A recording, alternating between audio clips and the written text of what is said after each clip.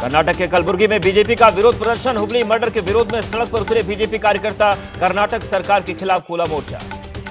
हुबली हत्याकांड पर बोले कर्नाटक के उप मुख्यमंत्री। कहा कर्नाटक सरकार अपने तरीके से काम कर रही, बीजेपी सीबीआई को केस सौंपने की कर रही है मांग।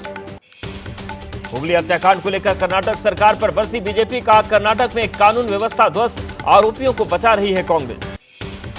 रविवार को बीजेपी अध्यक्ष जेपी नड्डा ने की थी नेहा के परिजनों से मुलाकात। कहा परिवार चाहता है सीबीआई करे हत्या के मामले की जांच। याचिकाकर्ता को सीएम केजरीवाल के लिए राहत मांगना पड़ा भारी। दिल्ली हाईकोर्ट ने याचिका खारिज करने के साथ 75,000 का लगाया जुर्माना। सीएम के बचे हुए कार्यकाल तक विशेष अंतरिम जमानत की मांग की थी। कलकत्ता हाईकोर्ट से पश्चिम बंगाल सरकार को बड़ा झटका। हाईकोर्ट ने स्कूल नौकरी घोटाले मामले में शिक्षकों की भर्ती रद्द की। 6 हफ्ते तक वेतन लौटाने का दिया आदेश।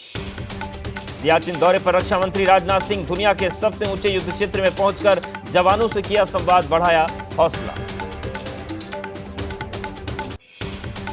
पिछले 20 घंटे से ज्यादा बीतने के बाद भी गाजीपुर लैंडफिल साइट पर लगी आग पर नहीं पाया जा सका काबू। आसमान में उठ रहे जहरीले धुएं से सांस लेने में परेशानी। कूड़े के ढेर में लगी आग को बुझाने का काम जारी। मौके पर मौजूद हैं फायर ब्रिगेड के कई गाड़ियां। हालात के काबू में रहने का किया जा रहा है दावा। कूड़े के पहाड़ पर लगी आग के बाद लैंडफिल साइट पर पहुंचे दिल्ली बीजेपी के अध्यक्ष वीरेंद्र सचदेवा। कहा केजरीवाल ने पहाड़ खत्म करने का वादा नहीं निभाया। गाजीपुर लैंडफिल साइट का दौरा करने पहुंची दिल्ली की मेयर शैली ओबराय। कहा यह वक्त राजनीति करने का नहीं, अधिकारियों को दिए दिशा निर्देश।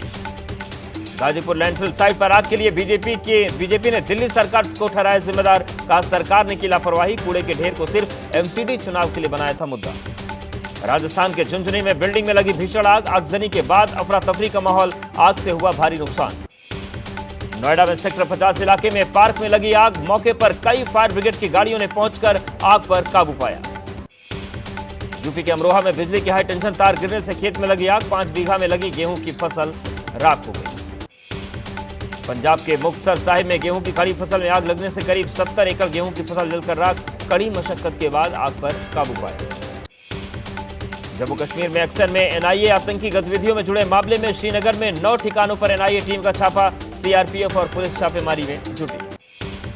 दिल्ली के कांग्रेस दफ्तर में बाहरी उम्मीदवारों को लेकर पार्टी कार्यकर्ताओं ने जताया विरोध। कन्हैया कुमार और उदित राज की उम्मीदवारी पर उठाए सवाल। मतदान के 3 दिन बाद वोटिंग का नया आंकड़ा सामने आया। पहले चरण में 69.31% हुआ मतदान। 2019 के पहले चरण में 69.43% पड़े थे वोट।